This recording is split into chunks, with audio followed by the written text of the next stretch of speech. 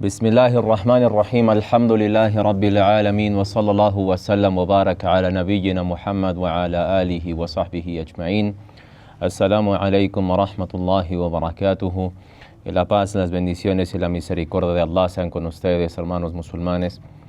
Alabamos a Allah subhanahu wa ta'ala por habernos guiado al Islam, porque nos ha enviado al mejor de los mensajeros y nos ha enviado el mejor de sus libros. Alabamos a Allah Azza wa Jal porque nos sacó de las tinieblas a la luz, porque nos guió al sendero recto y nos hizo de entre los musulmanes. El Islam, hermanos, en el Islam, la religión con la que Allah Azza wa Jal se ha complacido, dijo Allah subhanahu wa ta'ala: Al-yawma akmaltu lakum dinakum wa atmamtu alaykum ni'mati wa raditu lakum al-islam dina. El día de hoy completé mi bendición sobre ustedes y me complazco al darles el Islam como su religión. Es la religión con la que Allah Azza wa Jal se complace, siervo de Allah. Debido a ello es importante que nosotros nos sientamos orgullosos por esta bendición y no permitir que algo tan especial y único como lo es el Islam se convierta en algo normal o cotidiano, porque eso forma parte de rechazar las bendiciones de Allah, el permitir que algo tan especial se convierta en algo tan normal. Muchos de los seres humanos que aún no han sido guiados al Islam, en su interior desearían tener la guía del Islam, porque eso es la verdadera felicidad. El adorar a Allah sin asociarle nada y temerle en público y en privado. ¿Cuántas de las personas que tienen bienes y riquezas y propiedades en esta vida aún están vacíos por dentro? No hay nada que llene sus vacíos porque están lejanos del recuerdo de Allah. Y el recuerdo de Allah es aquel que sosiega los corazones. Alá bi dhikrillahi tatma'innul qulub. Por lo tanto, es importante que nos aferremos a recordar las bendiciones de Allah, como lo dijimos en el khutbah. وَاذْكُرُوا نِعْمَةَ اللَّهِ عَلَيْكُمْ إِذْ كُنْتُمْ أَعْدَاءً فَأَلَّفَ بَيْنَ قُلُوبِكُمْ فَأَصْبَحْتُمْ بِنِعْمَتِهِ إِخْوَانًا. Recuerden las bendiciones de Allah. Recuerden que Él hermanó sus corazones. El recordar las bendiciones de Allah es un medio por el cual la fe se fortalece y el siervo contempla más de cerca la grandeza de su Creador, Tabaraka wa Ta'ala. Por eso, en una de las obras titulada Ahadith Islah al-Qulub del Sheikh Abdul Razzaq al-Badr, hafidhahullah, en un libro titulado Los Ahadith que reparan el corazón, menciona el Sheikh Abdul Razzaq al-Badr, que Allah lo preserve, menciona medios que el musulmán puede llevar a cabo para fortalecer su fe y corregir su corazón. Y uno de esos medios o herramientas es reflexionar en las bendiciones de Allah, recordarlas. Y eso lo relaciono con nuestro tema de esta noche, inshallah, que es el siguiente: cómo mantener nuestra fe firme en momentos de dificultad. Las dificultades, hermanos musulmanes, Allah subhanahu wa ta'ala las legisló para su creación. Hemos compartido previamente el ayah en la cual Allah subhanahu wa ta'ala nos dijo: وَلَنَبَلُوَنَّكُمْ بِشَيْءٍ مِنَ الْخَوْفِ وَالْجُوعِ وَنَقْصٍ. Les probaré, les pondré a prueba con algo de miedo. Les pondré a prueba con algo de miedo. Cada una de las personas somos diferentes y tenemos miedos distintos. Y eso es una prueba de Allah subhanahu wa ta'ala para que Él vea si nosotros volvemos a Él buscando su ayuda o nos alejamos de Él.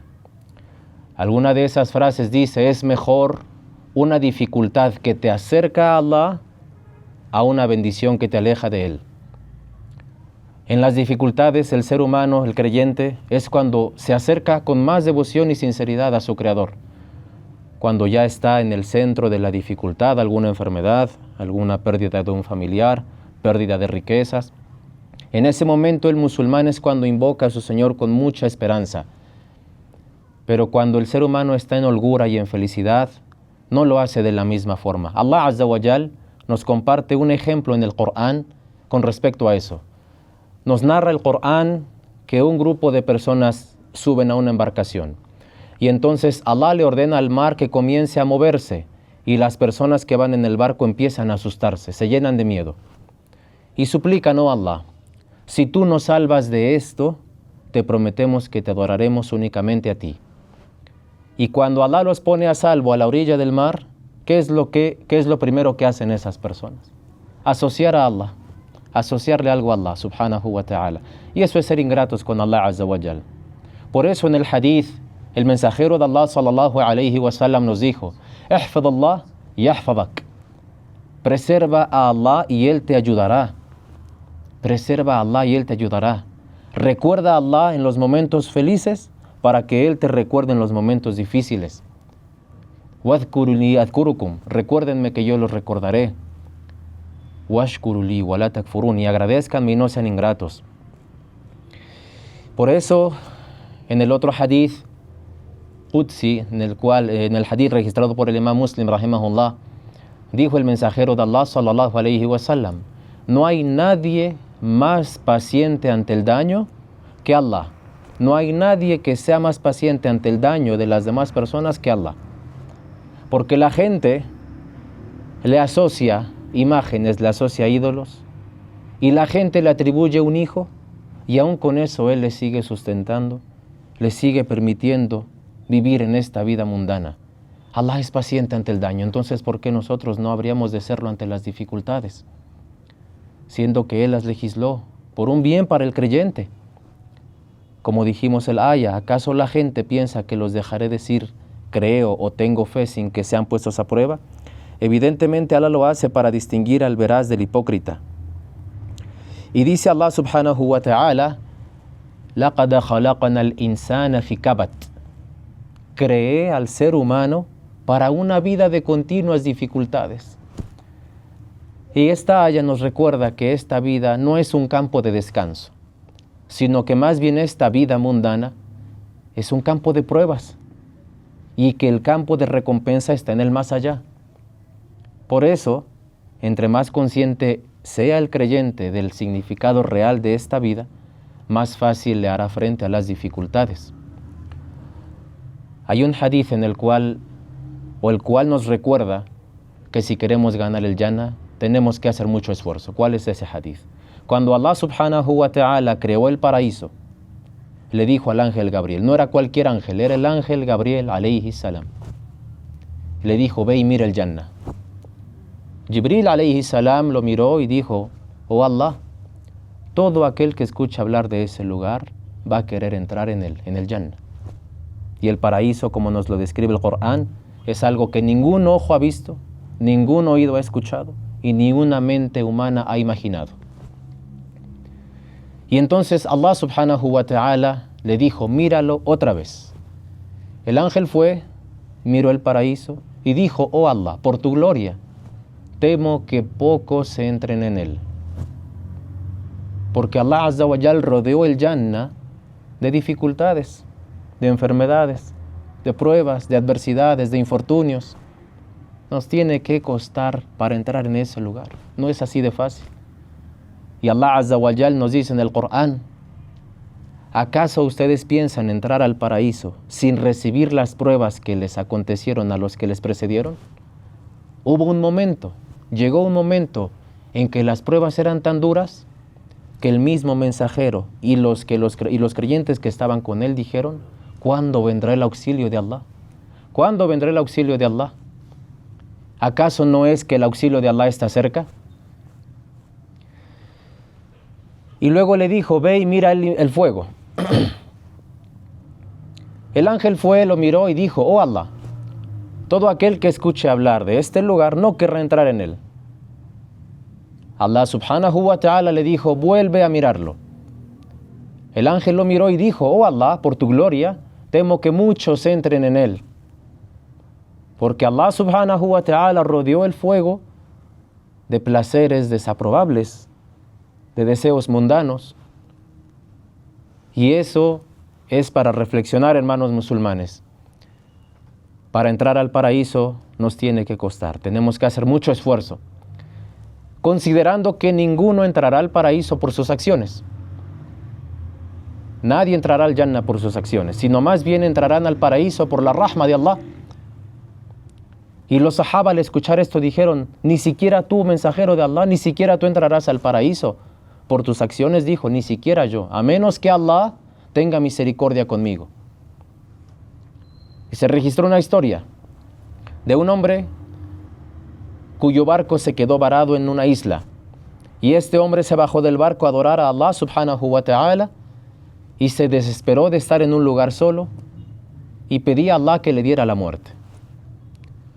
Y se dice que cuando este hombre se encuentre en el día del juicio con Allah subhanahu wa ta'ala, Allah dirá: ingresen a este siervo al paraíso por mi misericordia. Y dice el siervo: oh Allah, pero ¿dónde están mis acciones que hice en la vida del mundo? ¿Dónde está el esfuerzo que hice en esa isla adorándote? Entonces dice Allah a los ángeles, dice: traigan los pergaminos, los registros de esta persona. Vamos a ver sus acciones. Los ángeles extienden los pergaminos y encuentran que sus acciones son tan pocas que no se asemejan ni siquiera a la bendición de poder ver. Son muy pocas. Y dice Allah: ingresen a mi siervo al fuego. Dice el siervo: oh Allah, mejor ingrésame al Jannah por tu misericordia. Hermanos musulmanes, ni siquiera Rasulullah sallallahu alayhi wa sallam, el mismo mensajero de Allah, entra al paraíso por sus acciones. Pero para obtener la misericordia de Allah hay un medio, y ese medio es obrar rectamente. Ese medio es obrar rectamente. Por eso Allah Azza wa Jal nos dice en el Corán: wal asr, Allah jura por el tiempo. Cuando Allah jura es porque tiene importancia ese asunto. Juro por el tiempo, dice Allah, que toda la humanidad está perdida. Toda la gente está perdida, excepto illa alladhina amanu, quienes tienen fe, wa amilu salihat, y obran rectamente, wa tawasaw bil haqq, se aconsejan con la verdad, wa tawasaw bis sabr, y se aconsejan con la paciencia. El obrar rectamente, hermanos, en la fe es importante, pero hay que hacerlo con conocimiento. No se beneficia a la persona actuando si no tiene conocimiento. Solía decir uno de los justos, Omar ibn Abdul Aziz, rahimahullah, cuando la persona adora a Allah sin conocimiento, su daño será más que su beneficio. ¿Por qué? Porque esta persona adora a Allah anteponiendo sus ideales y no siguiendo la palabra de Allah ni la de su mensajero, sallallahu alayhi wa sallam. Así de importante es el conocimiento, y el conocimiento es la base. Allah subhanahu wa ta'ala dice en el Corán que Él elevará en grados a los que tienen conocimiento. Y dice tabaraka wa ta'ala: fattaqullah yu'allimukumullah. Teman a Allah y Allah les dará el conocimiento. Y dijo el Imam Ahmad rahimahullah: aslul ilm khashiyat Allah. La base del conocimiento es el temor a Allah. ¿De qué sirve que una persona haya memorizado el Corán y Hadith y muchas cosas de la religión si sus actos contradicen su conocimiento? Al-adab qabla al-ilm. Los modales se aprenden antes que el conocimiento. Es muy importante que nosotros aprendamos los modales con todos, los modales con Allah, tabaraka wa ta'ala. Al dirigirnos con Allah hay que hacerlo con modales. Al leer su libro hay que hacerlo con wudú. Y no solamente leer su libro, sino reflexionar en lo que está en el Corán. La recitación no solamente consiste en mover la lengua. La recitación del Corán consiste en reflexionar y ponerlo en práctica. Esa es la persona que realmente reflexiona en el Corán, porque dice Allah: hice el Corán fácil de memorizar, lo hice fácil de memorizar, pero ¿habrá alguien que reflexione? Son pocos los que realmente reflexionan en la palabra de Allah subhanahu wa ta'ala. Estas dificultades, hermanos musulmanes, no vienen para el creyente sino algo bueno para él. Compartimos también en el Jutba que los que enfrentaron las pruebas más difíciles fueron los mensajeros. Fueron los profetas de Allah y luego los justos, los virtuosos, los que se asemejan en acciones a ellos. No fueron los hipócritas, ni los corruptos, ni los injustos. Fueron los profetas, personas amadas por Allah, personas mejores que nosotros, profetas de Allah. Y no estuvieron exentos del daño, únicamente por predicar la palabra de Allah. Y aquí es importante recordar que cuando invitemos al camino de Allah, solamente veamos la complacencia de Allah, hacerlo por complacer a Allah y a nadie más. No buscando elogios de la gente, ni tampoco buscando números. Hay un hadith donde nos dice que el día del juicio se presentarán profetas con un seguidor, profetas con 2 seguidores y profetas que no tendrán ni un solo seguidor. no escucharon su prédica. Pero ellos cumplieron con la orden que Allah les dio, divulgar su palabra, enseñar la palabra de Allah. A pesar de que fueron agredidos verbal y físicamente, se mantuvieron pacientes ante el daño, porque lo hacían por causa de Allah. Y eso es un honor. La tarea de los profetas, predicar la palabra de Allah, es un honor.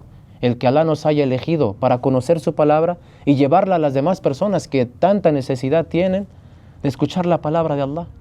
Y recordar que Allah nos envió como mensajeros, advertidores, mas no como guardianes. ¿Cuántos de nosotros quisiéramos que nuestros familiares, nuestros cercanos abrazaran el Islam? Pero la guía no está en nuestras manos. La guía está en manos de Allah nada más.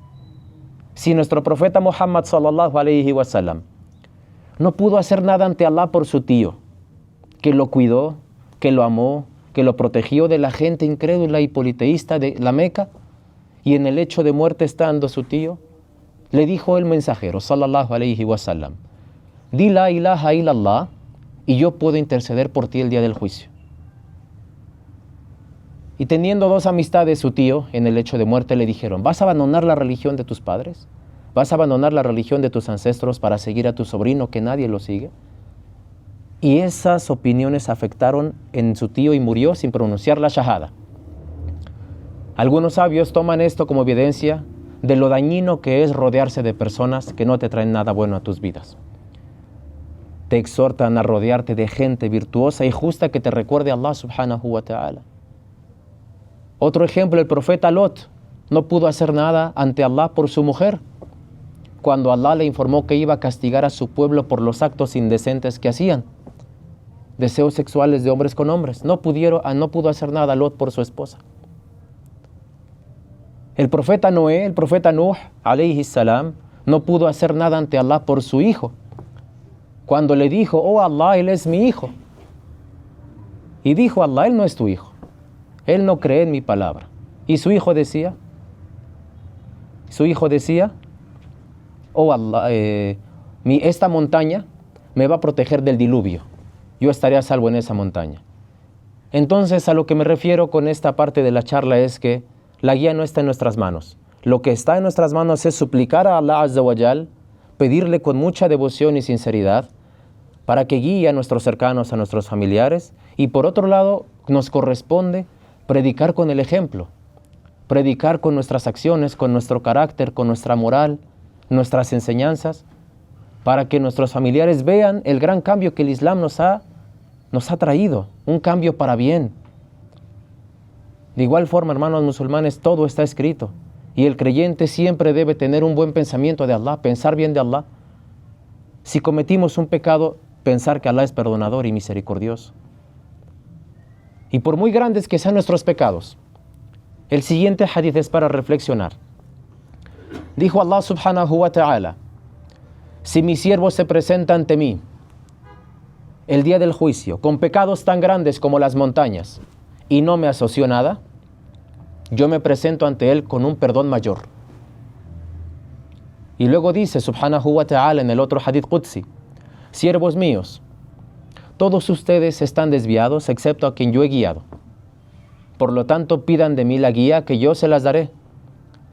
Luego dice: siervos míos, todos están hambrientos excepto a quien yo he alimentado. Pidan de mí el sustento que yo se los daré. Siervos míos, todos están desnudos excepto a quien yo he vestido. Pidan de mí la vestimenta que yo se las daré. Siervos míos, todos ustedes pecan de día y de noche, y yo perdono sus pecados. Pidan mi perdón que yo se los daré. Y luego dice al final: son sus acciones las que yo les registro. Las acciones de bien son las que Allah subhanahu wa ta'ala considera. Y nos recuerda el Corán, hermanos musulmanes, lo importante que es jamás desesperar de la misericordia de Allah por muchos pecados que hayamos cometido. Él nos dice, tabaraka wa ta'ala: diles a mis siervos que se han excedido cometiendo pecados en contra de sí mismos, que no desesperen de la misericordia de Allah. Allah tiene el poder de perdonar los pecados, Él es perdonador, es compasivo. Allah ama el perdón, hermanos musulmanes, conocen el hadith. Dijo el mensajero de Allah sallallahu alayhi wa sallam: Un hombre está en el medio del desierto y pierde su medio de transporte, donde va su comida y su bebida, y dice, ya no tengo salida. Se sienta, cierra los ojos, esperando la muerte. Al abrir sus ojos se encuentra que su camello, su medio de transporte y su comida y su bebida están frente a él. Entonces se alegra tanto, siente mucha felicidad y dice, Allahumma anta abdi wa ana rabbuk. Dice el siervo, de tanta alegría que sintió de ver su montura, dijo, oh Allah, tú eres mi siervo y yo soy tu Señor. Dijo el mensajero de Allah sallallahu alayhi wa sallam, sepan que la alegría de Allah es mayor cuando uno de sus siervos busca su perdón, es incluso mayor que la alegría que ese hombre sintió en el desierto. Allah Azza wa Jal hizo que el arrepentimiento estuviese disponible las 24 horas del día y los 7 días de la semana. Allah no puso un horario específico para que el musulmán se pueda arrepentir. Y el que lo haya hecho de esa forma, disponible todo el tiempo, forma parte de su misericordia. El que haya hecho la tauba abierta, abrió la puerta del arrepentimiento. Pero sí hay un momento en donde esa puerta se cierra.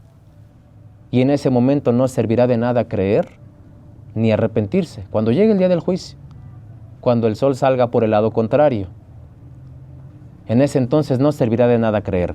Por eso mismo, ahora que Allah Azza wa Jal nos está permitiendo acercarnos a Él, reflexionar, considerar, hay que hacerlo. Solía decir uno de los justos que el atender las clases de conocimiento como esta charla en la que estamos es un medio por el cual Allah purifica a un siervo. ¿Por qué?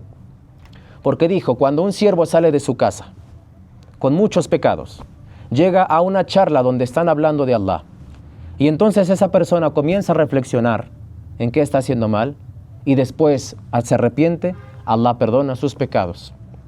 Por eso no abandonen las charlas de los sabios, no abandonen los círculos de conocimiento. Esos son los medios por los cuales Allah los eleva en grados. Además, es importante recordar que los círculos de conocimiento, el mensajero de Allah sallallahu alayhi wa sallam los llamó los jardines del paraíso en la dunya. Dijo sallallahu alayhi wa sallam a los sahaba, si ustedes caminan por la dunya y encuentran un jardín del paraíso, únanse a él. Los sahaba dijeron, ¿es que acaso hay un paraíso en la vida mundana? Les dijo, sí, hilaqul ilm. Los círculos de conocimiento son jardines del paraíso, porque se recuerda a Allah subhanahu wa ta'ala, se recita su libro. Y en el hadith conocido, dice sallallahu alayhi wa sallam, que Allah tiene grupos de ángeles. Nosotros creemos en los ángeles, ¿cierto? Es uno de los pilares de la fe. Creemos que son seres de luz y que Allah los creó, como lo dice en el Corán, de alas dobles, triples y cuádruples. Y la Sunna nos dice que el ángel Gabriel alayhi salam tiene 600 alas. Es un hadith auténtico en el cual el mensajero de Allah sallallahu alayhi wa sallam dijo, miré al cielo y vi algo sentado entre el cielo y la tierra. Conté 600 alas del cielo hasta el suelo, y entre esas alas había perlas y piedras de colores cayendo de las alas. Cubrió el horizonte, y ese era el ángel Gabriel en su forma angelical que Allah lo creó. Entonces dice, Allah tiene grupos de ángeles, cuya tarea es buscar a gente que se reúne en una de las casas de Allah, que son las mezquitas. Y cuando encuentran a esas personas, se dicen unos a otros, aquí están a los que buscamos. Entonces estos ángeles descienden, extienden sus alas, protegen a esas personas. Allah subhanahu wa ta'ala menciona a esas personas junto con los que con Él está, que son los ángeles que portan su trono. La tranquilidad interna se manifiesta en ellos y Allah subhanahu wa ta'ala les dice a los ángeles, ¿cómo encontraron a mis siervos? ¿Qué hacen estas personas? Dicen, oh Allah, ellos te alaban, ellos te glorifican, ellos proclaman tu grandeza. Dicen alhamdulillah, dicen subhanallah, dicen Allahu Akbar. Y dice Allah, ¿y es que acaso ellos me han visto? ¿Acaso esas personas que me han visto?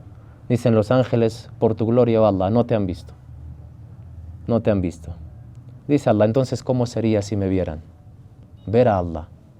El mismo profeta Musa, alayhi salam, pidió a Allah que lo dejara ver. Dijo, Allah, si tú me ves. Se desmayó Musa. Entonces les dice, ¿cómo sería si me vieran? Dice, te alabarían más, te glorificarían más, proclamarían más tu grandeza. Y dice Allah, ¿y qué es lo que piden estas personas? ¿Qué quieren estos siervos que recuerdan a Allah? Dice, no, Allah, piden tu paraíso, piden el Jannah. Quieren el paraíso. Y Allah les pregunta, ¿y es que acaso lo han visto? ¿Han visto el Jannah? Por tu gloria, oh Allah, no lo han visto. El paraíso es algo que ningún ojo ha visto, ningún oído ha escuchado y una mente humana ha imaginado. Dice Allah, ¿cómo sería si lo vieran? Dicen, los ángeles se esforzarían más por entrar en él, se lucharían más por ganárselo. Dice Allah Azza wa Jal, y entonces, ¿de qué buscan refugio? ¿De qué se quieren proteger? Dicen los ángeles, del fuego del infierno. Jahannam, An-Nar. Y dice Allah Azza wa Jal, ¿y es que acaso lo han visto? ¿Han visto el fuego, mis siervos? Oh Allah, no lo han visto, no han visto el fuego. ¿Cómo sería si lo vieran? Dice Allah. Oh Allah, ellos se esforzarían por no caer en él, se alejarían cada vez más de ese lugar. Dice Allah subhanahu wa ta'ala, sean testigos que mi perdón se lo otorgo a todas esas personas que se reunieron para recordarme. Dice uno de los ángeles, oh Allah, pero entre ellos hay una persona que no tiene ninguna necesidad de estar allí. Solamente tuvo una necesidad cerca de la mezquita y se paró allí. Como por ejemplo aquí una persona reparando su coche afuera, no viene a recordar a Allah, pero está cerca. Dice Allah, esa persona también alcanza mi misericordia. La misericordia de Allah lo abarca todo. La rahma de Allah, como dice en el hadith, la misericordia de Allah ha superado su enfado. La misericordia de Allah superó su enfado. Y Allah ama más de lo que una madre ama a su hijo. Hemos compartido en este viaje ese hadith. Estando los sahaba reunidos y pasó una mujer corriendo buscando a su hijo. Lo encontró, lo llevó a sus brazos y a su pecho y dijo el mensajero de Allah, ¿ven a esa mujer? Dijeron los sahaba, bala ya Rasulullah, la vemos. Dicen, ¿creen que esa mujer sería capaz de arrojar a su hijo al fuego? Dijeron los sahaba, por supuesto que no, ya Rasulullah, lo ama, lo cuida. Dice, sepan que Allah ama más a sus siervos de lo que una madre ama a su hijo. Y el entender eso, hermanos, en la fe, nos ayuda a someternos más a las obligaciones que Allah nos ha dado. Lo que Allah nos ha dicho es porque Él nos ama.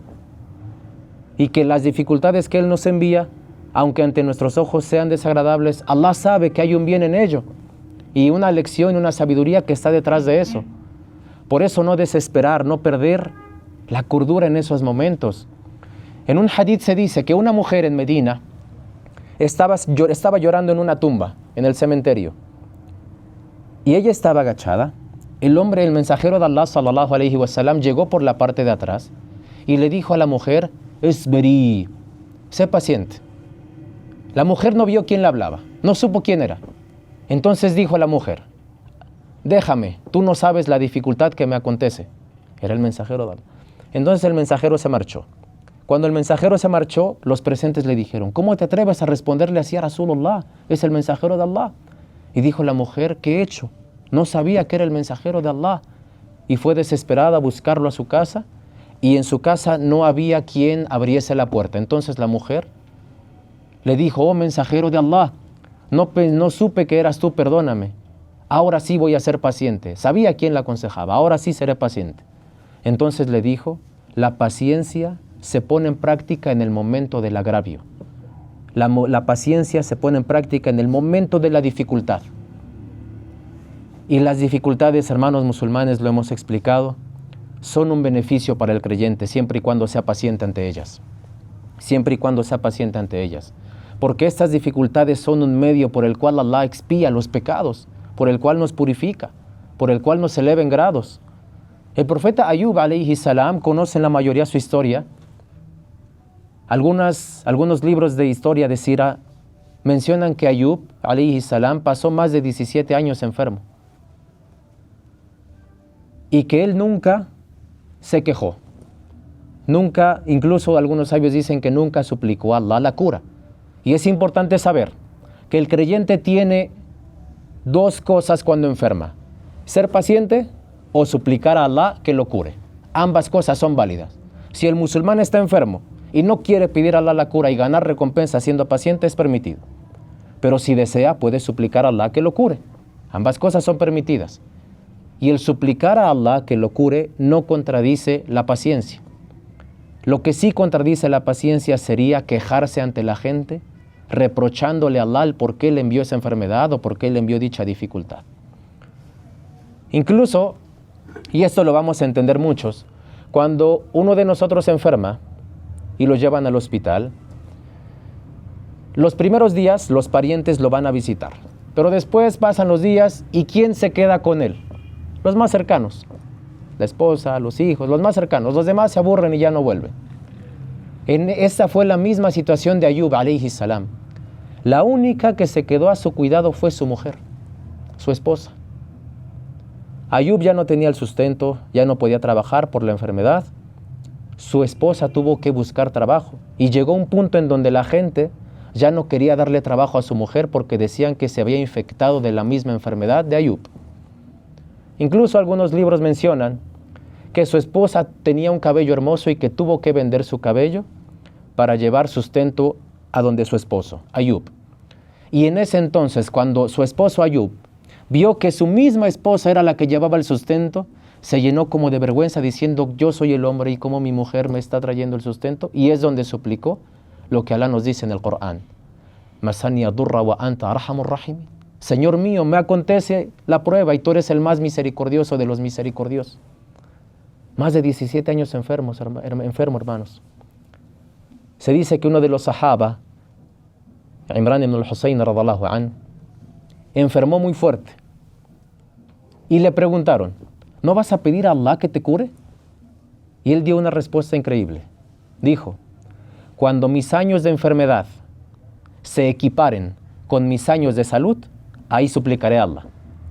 Si viví 20 años sano y vivo 20 años enfermo, hasta ese entonces voy a pedir a Allah la cura. Pero antes no. Ese es el temor de Allah, esa es la certeza de recibir la recompensa de Allah y no desesperar en el qadr de Allah, en el destino que Allah Azza wa Jalla ha escrito para sus criaturas, siendo que es perfecto. Y de esa forma, las primeras generaciones de musulmanes le hacían frente a las dificultades con un pensamiento bueno de Allah, no desesperando en la misericordia de Allah, siendo muy pacientes. Y así como estas historias hay muchísimas en las cuales podemos reflexionar, pero lo importante es hacerlo con un corazón sincero, tener sinceridad en el corazón, recordar que eso es lo que Allah registra, las acciones y lo que está en nuestros corazones. Y en la historia de nuestro profeta Muhammad sallallahu alayhi wa sallam tenemos muchos ejemplos. Y antes de pasar esos ejemplos, Allah nos dice en el Corán, لَقَدْ كَانَ لَكُمْ فِي رَسُولِ اللَّهِ أُسْوَةٌ حَسَنَةٌ لِمَنْ كَانَ يَرْجُو اللَّهَ وَالْيَوْمَ الْآخِرَ. Oh creyentes, tienen en el mensajero de Allah un bello ejemplo. Un bello ejemplo. Y dice Tabaraka wa Ta'ala, لَقَدْ جَاءَكُمْ رَسُولٌ مِّنْ أَنفُسِكُمْ عزيز عليه ما عنتم حريص عليكم بالمؤمنين رؤوف رحيم. Les ha llegado un mensajero de entre ustedes mismos que se aflige por lo que les acontece, desea que alcancen el bien, entrar al paraíso, y es compasivo y misericordioso con los creyentes. Nuestro profeta era el mejor maestro, era el mejor educador, era tolerante, era paciente. El hadith lo conocen, el beduino que llegó a orinar a la mezquita. ¿Qué lección nos da el profeta? ¿El profeta acaso le dijo, déjenlo que termine? Déjenlo que termine, dándonos una lección de autocontrol. Llegó otro beduino y lo jaló por la espalda de su túnica, que le dejó una marca en su cuello. Y el profeta lo miró sonriendo. Dijo, dame del dinero que Allah te ha dado. El profeta lo llevó a su casa. El hombre vio que en su casa no había ni un mueble. Estaba su lugar de descanso hecho a base de palmera, rígido. Omar ibn al-Khattab radallahu an entró a la casa del mensajero de Allah y lo vio recostado en una estera de palma. Se levantó el mensajero y vio que tenía su costado rojo. Le había dejado marcas de lo duro que era. Y le dijo el Omar ibn al-Khattab, oh profeta de Allah, los persas y los romanos gozan de bienes en esta dunya, y tú y tu umma, los musulmanes, están así. Dile a Allah que nos sustente. Y el mensajero de Allah sallallahu alayhi wa sallam le sonrió y le dijo, ya ibn al-Khattab, hijo de al-Khattab, no te complace el saber que para ellos es esta dunya y para nosotros el más allá, en el paraíso. Hermanos musulmanes, hay que recordar que el mensajero de Allah sallallahu alayhi wa sallam nos exhortó al desapego de esta dunya, no permitir que esta vida mundana se convierta en nuestra prioridad. Él vio el Jannah y después miró la dunya y dijo, esto no significa nada. Y para entenderlo, escuchen el hadith. Dijo el mensajero de Allah sallallahu alayhi wa sallam, si la vida mundana tuviese el valor del ala de un mosquito ante Allah, Allah no le habría dado de beber ni siquiera un sorbo de agua al incrédulo, al kafir. Pero ¿cómo vemos los kafir, los incrédulos, disfrutar de riquezas y bienes en la dunya? Eso nos demuestra que esta vida no significa ante Allah lo absoluto. No significa nada. Lo que realmente perdura es el más allá. Y para eso hay que esforzarse, para eso hay que ser pacientes, para eso hay que ser muy tolerantes y recordar cómo actuaría nuestro profeta en una situación de dificultad. ¿Cómo le hacía él frente a las dificultades? Dice Aisha radhiyallahu anha, pasaban tres lunas, 3 noches, 3 meses, en los cuales no se encendía fuego en la casa del mensajero de Allah sallallahu alayhi wa sallam. Entonces le dijeron, no, Aisha, ¿y qué era lo que comían? Al-aswadan, dátiles y agua, era la comida del profeta de Allah sallallahu alayhi wa sallam, de Aisha, albriciados con el Jannah. Y hoy en día nosotros derrochamos mucho sustento, derrochamos el bien que Allah nos ha dado, renegamos de muchas cosas. Y uno nunca valora la bendición hasta que se nos quita. Y para eso hay que recordar una de las súplicas que nuestro profeta solía hacer, sallallahu alayhi wa sallam. Solía decir, Allahumma inni a'udhu bika min zawali ni'matik, wa tahawuli afiyatik, wa fuja'ati ni'matik, wa jami'i sakhatik. Esa súplica reúne todo. Oh Allah, me refugio en ti de que me quites las bendiciones que me diste. Me refugio en ti de que cambies mi salud por enfermedad. Me refugio en ti de un castigo de tu parte y me refugio en ti de todo aquello que conduzca a tu enfado. Y era el profeta de Allah sallallahu alayhi wa sallam, quien se arrepentía 100 veces al día o 70 veces al día. Allahumma gfirli Allah. ¿Y nosotros cuántas veces lo hacemos? Era el hombre que pasaba las madrugadas rezando de pie hasta que sus pies se hinchaban. Y dice, Aisha, oh mensajero de Allah, ¿haces esto? Siendo que Allah perdonó tus pecados pasados y futuros. O Aisha, ¿no debería de ser un hombre agradecido, un siervo agradecido? Hay un hadith para que nosotros podamos reflexionar más en la gran misericordia de Rasulullah sallallahu alayhi wa sallam hacia su umma. Dice Aisha radhiyallahu anha, en un día estaba con el mensajero de Allah sallallahu alayhi wa sallam y en ese entonces yo me sentía muy tranquila, me sentía plena de su compañía y le dije, oh mensajero de Allah, haz una súplica por Aisha, haz una súplica por tu amada Aisha. Entonces el mensajero comenzó a suplicar diciendo, oh Allah, perdona los pecados de Aisha, pasados y futuros, grandes, pequeños, ocultos, públicos. Y entonces al escuchar la dua, Aisha sintió tanta alegría que dice, caí a sus pies de tanta felicidad que sentí. Y el mensajero me dijo, ¿te alegra mi súplica, oh Aisha? La súplica del profeta es respondida la súplica. Y dijo Aisha, ¿cómo no habría de alegrarme tu súplica, oh Rasulullah, siendo que es respondida? Y le dijo, tienes que saber, oh Aisha, que esa es la súplica que yo hago por mi umma después de cada salah. Esa es la súplica que tu profeta hace después de cada salah, pidiendo a Allah que nos perdone, pidiendo a Allah que perdone nuestras faltas. ¿Cómo no amar a nuestro profeta? ¿Cómo no amarlo? Siendo que para tener nuestra fe completa hay que amarlo más que a nuestros mismos padres, más que a nuestros mismos hijos y familiares. Dijo sallallahu alayhi wa sallam, ninguno de ustedes va a completar su fe hasta que yo sea más amado para ustedes que sus mismos hijos y padres y ustedes mismos. Pero para conocerlo, hermano, para amarlo hay que conocerlo. Para amar a nuestro profeta hay que conocerlo. Hay que estudiar su vida, sus enseñanzas, ponerlas en práctica. Recordar que él no habla siguiendo sus pasiones. La yantiqu anil hawa in huwa illa wahyun yuha. El mensajero no habla siguiendo sus pasiones. Él solamente transmite lo que Allah le reveló. Y no hay bien que no nos haya exhortado y no hay mal del cual no nos haya advertido. El mensajero sallallahu alaihi wasallam entregó el mensaje completo y a su vez nos dejó una gran lección, enseñanzas de cómo ser paciente ante las dificultades.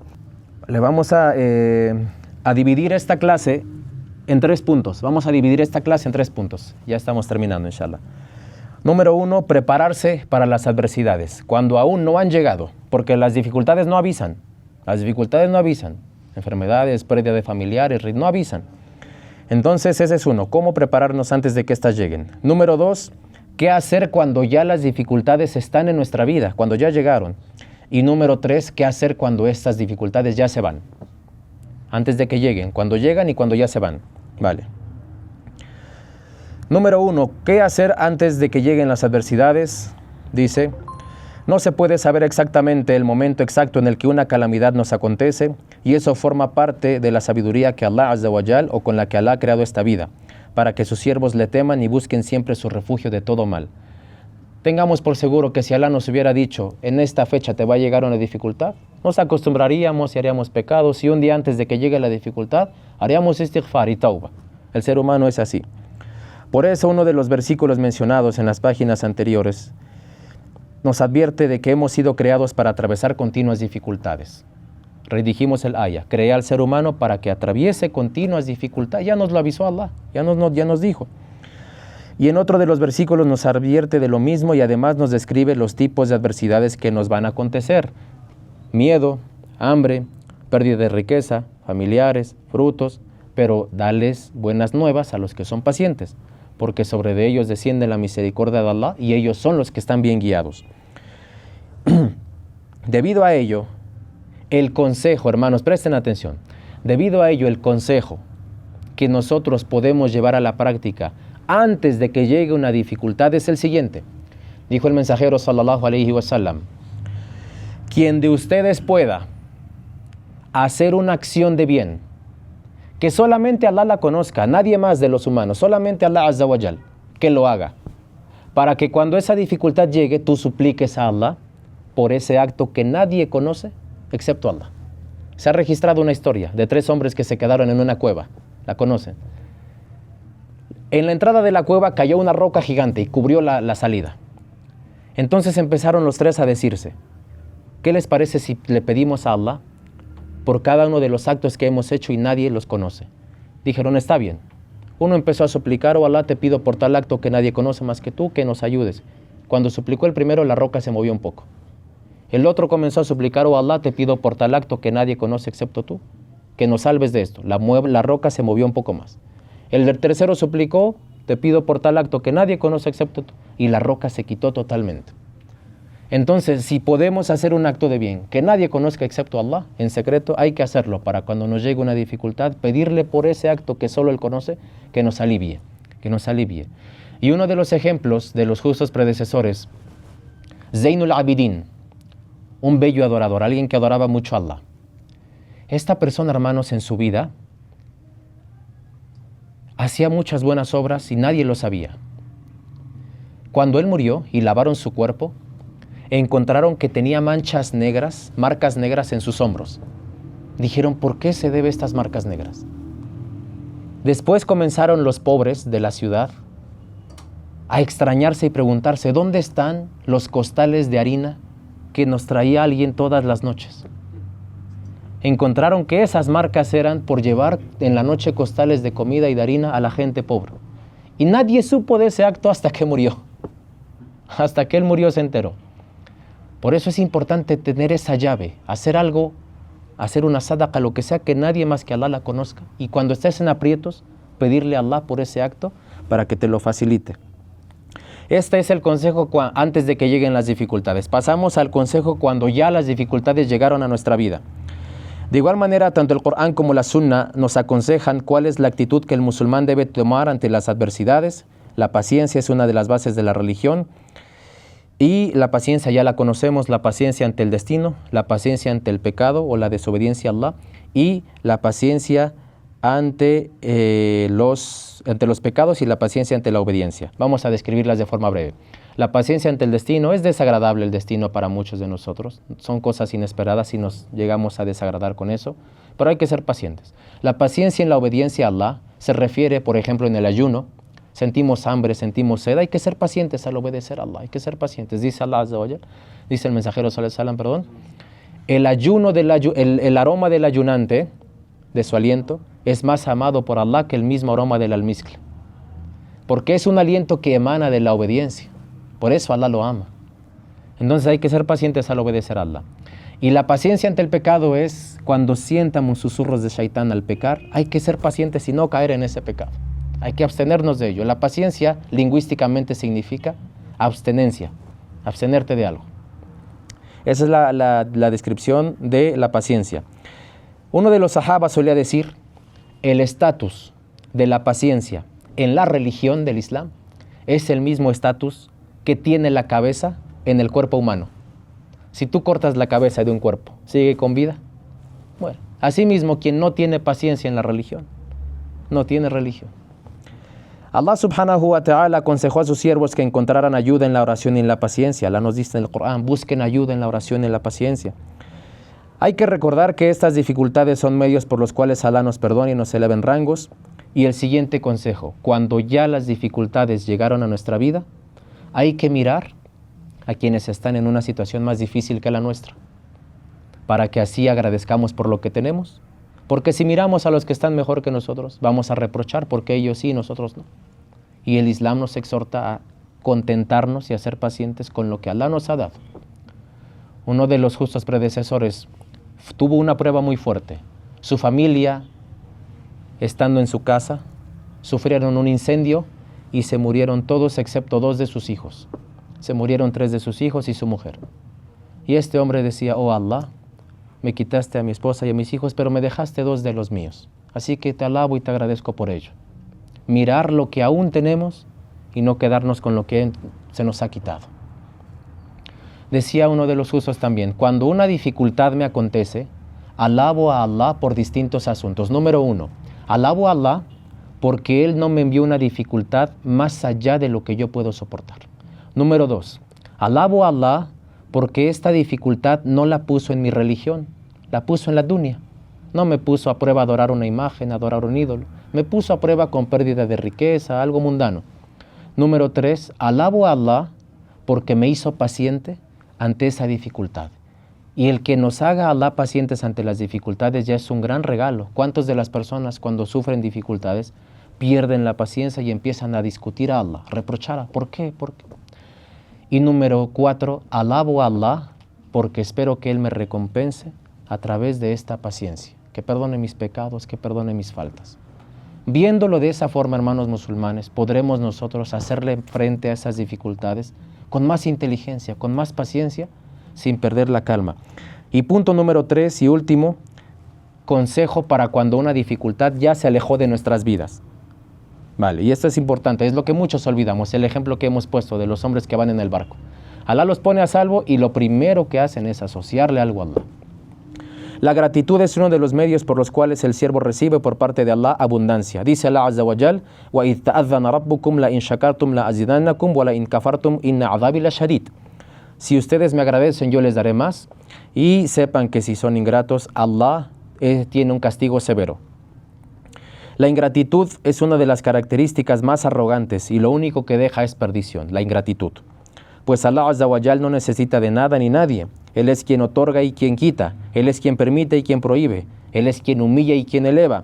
Él es quien castiga y quien perdona. Él es quien ve y quien oye. Nadie prohíbe lo que Allah da y nadie da lo que Allah prohíbe.